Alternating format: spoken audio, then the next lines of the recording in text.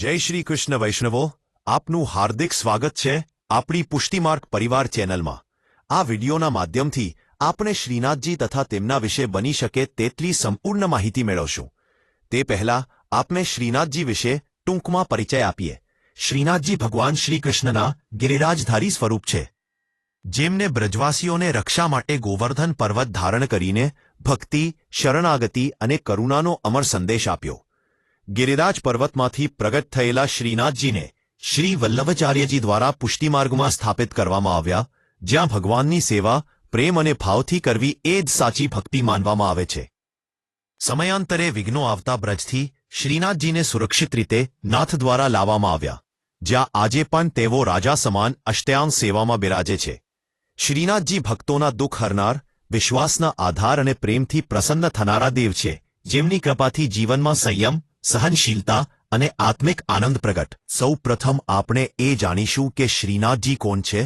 શ્રીનાથજી સાક્ષાત પૂર્ણ પુરુષોત્તમ શ્રીકૃષ્ણનું 7 વર્ષની વયનું સ્વરૂપ છે। પુષ્ટિમાર્ગના અનુયાયીઓ માટે તેઓ પ્રાણથી પણ પ્યારા છે। હવે આપણે શ્રીનાથજીના પ્રાગટ્યની કથા વિશે જાણો। સંવત 1400માં ગોવર્ધન પર્વત પરથી શ્રીનાથજીનો ડાબો હાથ પ્રગટ થયો હતો। ત્યારબાદ મહાપ્રભુ વલ્લભાચાર્યજી તેમના મુખારવિંદ જોયું અને ત્યાં તેમની સેવા શરૂ કરી। આ મૂર્તિ કોઈએ બનાવી નથી, પણ તે સ્વયંભૂ પ્રગટ થઈ છે। વાલા વૈષ્ણવો, હવે આપણે જાણીશું શ્રીનાથજીની વ્રજથી નાથદ્વારા સુધીની યાત્રા। મુગલ શાસક ઔરંગઝેબના આક્રમણથી બચવા 1669માં મૂર્તિને વ્રજથી ખસેડવામાં આવી। જ્યારે રથ રાજસ્થાનના સિંહાડ ગામે પહોંચ્યો ત્યારે મુદ્દો જમીનમાં ખૂંપી ગયો। મહારાણા રાજસિંહજીએ રક્ષણ આપ્યું અને ત્યાં જ નાથ દ્વારા નાથનું દ્વાર બન્યો। વાલા વૈષ્ણવો, હવે આપણે જાણીશું શ્રીનાથજીની 8 ઝાંખી એટલે કે અષ્ટાંગ સેવા અને 8 દર્શન વિશે। શ્રીનાથજીની સેવામાં 8 દર્શનનું મહત્વ આ પ્રમાણે છે।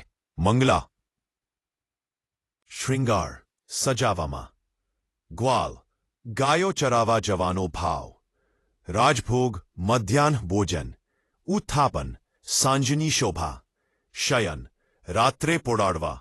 શ્રીનાથજીના શૃંગારમાં પિછવાઈ કલાનું મહત્વ છે। અષ્ટસખા કવિઓ જેમ કે સૂરદાસજી દ્વારા રચાયેલું હવેલી સંગીત અહીંના વાતાવરણને દિવ્ય બનાવે છે। વાલા વૈષ્ણવો, હવે આપણે જાણીશું કે શ્રીનાથજીના મુખ્ય ઉત્સવો। દિવાળી પછીનો અન્નકૂટ ઉત્સવ, જેમાં ચોખાનો પહાડ બનાવવામાં આવે છે, તે જોવા જેવો હોય છે। હોળી ધૂળેટીના દિવસોમાં ભગવાન ભક્તો સાથે ગુલાલ રમે છે, તે ભાવ ખૂબ સુંદર છે। શ્રીનાથજી ગિરિરાજ પર્વતમાંથી સ્વયં પ્રગટ થયા હતા, જેથી ભક્તોને કળિયુગમાં પણ સાક્ષાત દર્શન મળે। શ્રી વલ્લભાચાર્યજી દ્વારા પુષ્ટિમાર્ગની સ્થાપના થઈ, જેમાં ભગવાનને તપસ્યા કે કઠોર વ્રતથી નહીં પરંતુ પ્રેમ, ભાવ અને સેવા દ્વારા પ્રાપ્ત કરવાની શિક્ષા આપવામાં આવી। શ્રીનાથજીની સેવામાં ભગવાનને બાલરાજા સમાન માનવામાં આવે છે। તેમને જાગાડવામાં આવે છે, શૃંગાર થાય છે, ભોજન ધરાવવામાં આવે છે અને શયન કરવામાં આવે છે। સમયના આક્રમણો અને અસુરક્ષાને કારણે શ્રીનાથજીને વ્રજ છોડીને રાજસ્થાન લાવવામાં આવ્યા, જ્યાં નાથદ્વારામાં આજે પણ તેઓ પોતાના ભક્તોને અષ્ટાયામ દર્શન દ્વારા કૃપા વરસાવે છે।